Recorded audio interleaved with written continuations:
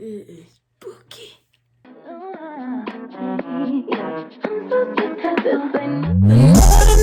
for me. We ain't going to your favorite place. Season. And today we are doing spooky Freedom Friday. So since it's October, we gonna get in Halloween mood, even though we never do any decorations. I like to eat candy on October. So we're gonna be introducing Dr. Nakiba Jackson. Cannot be filming in here today. I am here, and do you want to introduce me? Yes, who are you? You're supposed to say my name. I'm the guest. Hi, guest. I'm Dr. Nakiba Jackson, and I want to introduce you to my guest. My guest is Mrs. Petunia. No? That's not how you pronounce my name. It's Penelope. Hey, Penelope. My bad.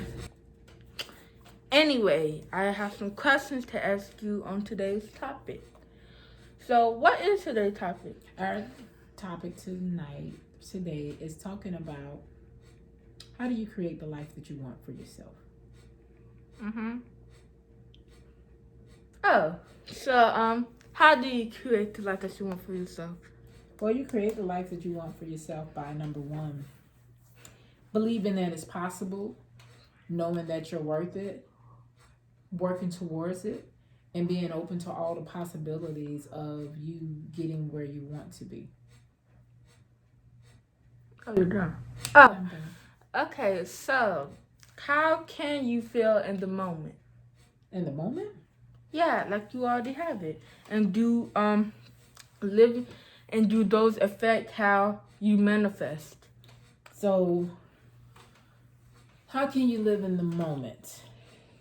Living in the moment, to me, when you're talking about things that you don't have, but you want it and you're attracting it, it means you're preparing yourself as if you already have it. So, for instance, one example I'll give you is like for me in losing weight. I want to lose 100 pounds. I'm there for you. And so, what does losing 100 pounds mean for me? It's like, some of us have different thoughts on what a person is based off how much they weigh and how they dress and different things like that. So, there's different things in society that talks to us about weight, and then there's different things that's in our head. Everything that they say in society is not necessarily a reflection of what you believe, but what you believe is going to be the things that motivate you or motivate you more or less. So for me, losing 100 pounds for me meant, hey, I'm going to start getting off some of my medication. I'm going to be able to start moving more freely. I'll be able to do more of the workouts that I couldn't do. And then I'm also going to be wearing different types of clothes. I can actually go in the store and start buying clothes. And so I can travel more freely. I can be more relaxed when I'm flying. Also, when I can walk through the airport without getting so winded. I can walk, throughout an amusement park. So, thinking about what that meant for me, it also meant that I had to actually start putting the work in. So it wasn't enough for me to just sit down and say, I'm going to lose 100 pounds. It also meant, hey, what are some of the habits that I'm having right now that I'm going to have to change to actually get myself in a mindset of what a 100-pound person is going to be. And so things start happening for me gradually. So some of the things that I was doing, I was working in like this mindset makeover, working in that. I started making changes, some gradually, some of them drastically. And then even as I was making some changes within my food choices, it wasn't even about the choices more so than it was about the why that I was making some of the choices. And so once I started actually getting behind the why I was making those choices and recognized that those choices were not working towards me getting down to 100 pounds, I started focusing more on, hey, the things that I truly wanted to do. So one of the first things I did was, remember, I got on a plane, and where I always wanted to, getting on a plane, I thought I had to be a certain weight to not need a seatbelt extender. But because I was consistent with my workouts and consistent with my eatings, not perfect, but just consistent with it, I end up getting on a plane, and everything happened where I had the seatbelt extender, but I couldn't get it out in time. And I just said, something said, just buckle it. Was it you? Just told me to just try it. And so when I buckled my seatbelt. It was not me. I'm telling people. She look crazy. So, Candace, who I feel thankful, she was basically, she was on the phone with me at the flight. She basically was like yelling, talking about, just put the seatbelt on, cause she loved playing. She loved playing, but she just got like a lot of anxiety about stuff happening. She was about something a little too much. So when I buckled that seatbelt on, I didn't believe what I said. I just said, just put the seatbelt on. This Candace, just put the seatbelt on. Like, Mom, the plane's gonna take off. You're not gonna be okay if you don't got the seatbelt on. And so I wasn't even thinking about it. Like, I wasn't even thinking that I could possibly not have it. And so when I buckled that seatbelt, I was like, I took a picture of it, because that was something that I wasn't obsessing over the fact that I was going to do it. But I kept affirming that I was going to be on a plane without a need for a seatbelt extender. And when I said that, every time that I was making choices in my food and my diet, food is diet, exercise and everything, that was actually saying, me confirming that I believed that I was going to get there one day. And I thought it was tied to a weight. And what we can see that it wasn't tied for a weight. I think I was about 30 pounds down at that point. So it wasn't you had to lose 100 pounds. But it also showed me that anything is possible once you actually set an intention, you say it and you believe it. It works for your good. So, and then the other part was something that recently happened to me when, I'm not down 100 pounds. I'm down about 66 pounds, give or take a few pounds. And, some years ago, my brother, his friend, and I, we went to a concert in Atlanta. And it was very cold. And I had on these boots that should have been very comfortable for me.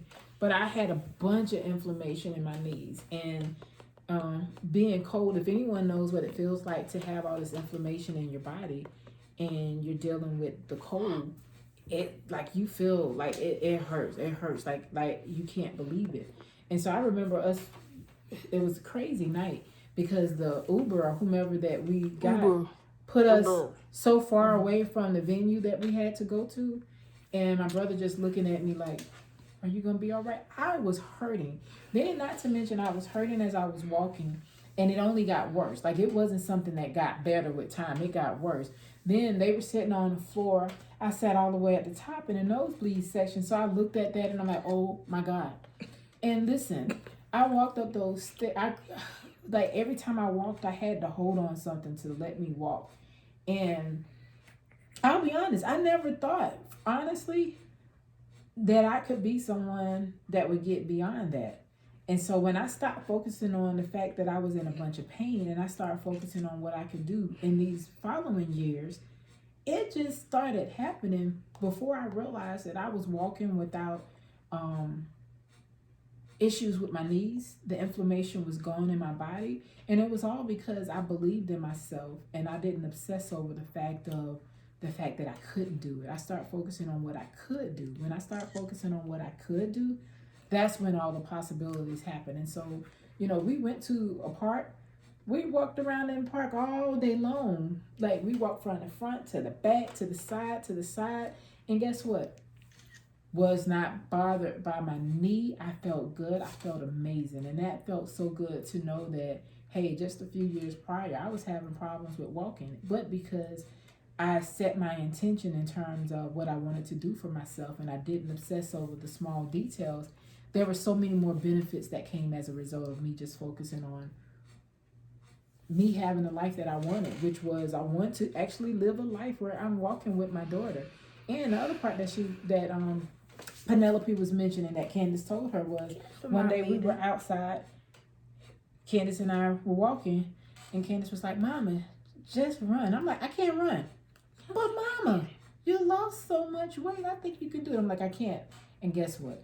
My daughter convinced me that I could do something that I had not done in years. And I just started jogging with her. And it felt good. So I'm just saying, when you stop focusing on why you can't do it and start focusing on the changes that you're making and start believing in yourself, anything is possible. That's it, Penelope. I know that was a long answer, but I just really wanted to hone that in. I can't survive my meetings for this, so you're gonna pay me extra. Anyway, so I want to get more about our great person, Candace. My nose is itching. Ugh. I just have to say that so nobody think I'm digging boogers. My nose really is itching. Okay. So I don't know what I should say out there. Okay, so we're going. Wait, I got since I can't be me. I'm gonna be Candace. So basically I was like filled with anxiety, and I was like, oh my God, we need to get in the plane. My mom going, it's gonna put her seatbelt on, and I was like, just put the seatbelt on. She's like, I don't get my job. And I was like, Mom, just put the seatbelt on. She said, Just like that. She really did. What? Just go ahead and keep Put the talking. seatbelt on. And I told her to keep. I kept on telling her, said, and she like clicked it, and I was like, oh. And I'm like, thank you. And I was like, what she needed so bad? Like she got her phone and everything. So I was proud. I know I was supposed to be proud, but I was proud. And when I said like, come on, Mom, you could do you. Let's run. My mom was acting the whole fool running. Was trying to be Usain Bolt. She was trying to, and I was like, you need to stop running. I was like, and see the person who led her what she do. I just told her to jog or run a little bit, not try to become new Usain Bolt. I can't with her. And so I was proud of my mom because she was acting foolish the whole way. Because she was acting different since she was able to get her little thing in, and this was her. So I'm really proud of her. Okay, I had to be a little broke for a second. Any more questions? No, thank you. Thank you for answering my question. So, you want to say anything to the viewer? Yeah, so in summary, just creating a life that you want. Like I said, it starts with actually believing that you can have the life that you want. Believing that you're worth the life that you want. And daring yourself to dream big. Like, don't be afraid of what everyone else thinks. Don't be afraid what someone else is going to say. It's not about them. It's really about you. So when you really realize that it's about you and it's not about anybody else, that's what matters the most. People are going to talk about you. People are going to say whatever they say. But when you really are clear with yourself about these are the things that I want for me and these are the things that I'm deserving of, and then you actually start putting yourself, change the way that you think about yourself. Change the way that you feel about the things that you don't have, and start treating yourself as if you have it already. You know, you can do small things, you can do big things, but change the way that you talk about it. Change the way that you talk about it. Act as if you already have it, and know that it's possible. When you know that it's possible, and you start believing that it's possible, everything that you possibly want, you can attract it. Just believe it when you say it. Like when I say it. A year ago, November the 30th, I said I wanted to be down 100 pounds. And I didn't obsess over it. But I started making changes in my lifestyle and my diet. I started associating with more things and more people that actually was supportive of that. And I started focusing on myself.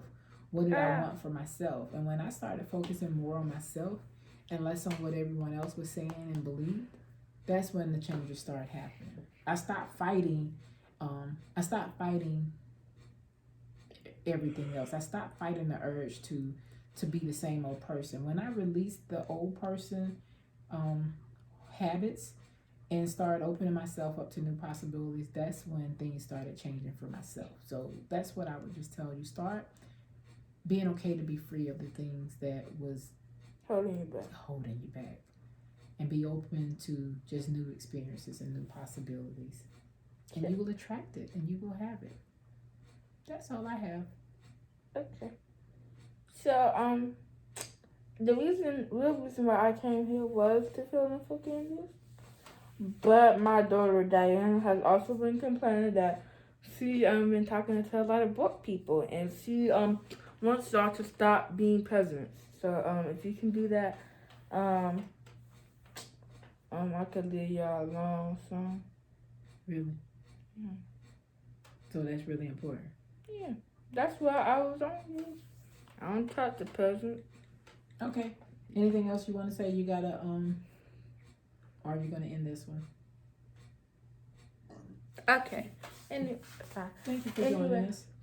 You're welcome, Miss Penelope. I can't show my nails because they don't look good, so hopefully they didn't show. I was trying to take them off. Okay, bye. And how old are you, Miss Jackson? 17. 38. What? Hey. Huh? What? Okay. So she's an age. So, Miss Jackson, do you have any experience about creating the life that you want? Do you? No, I'm being sarcastic. So do Yes. you think? Do you really? Or okay. So, what's your experience with creating a life that you want? Like, do you have an experience where you actually wanted something and it didn't happen, and you created a situation for it to happen for you? I'm bad at asking questions too, aren't I? Yeah, I was like, what? Oh Lord! What? You told me. That looks like the exhale, like a really. I'm not good at following directions either.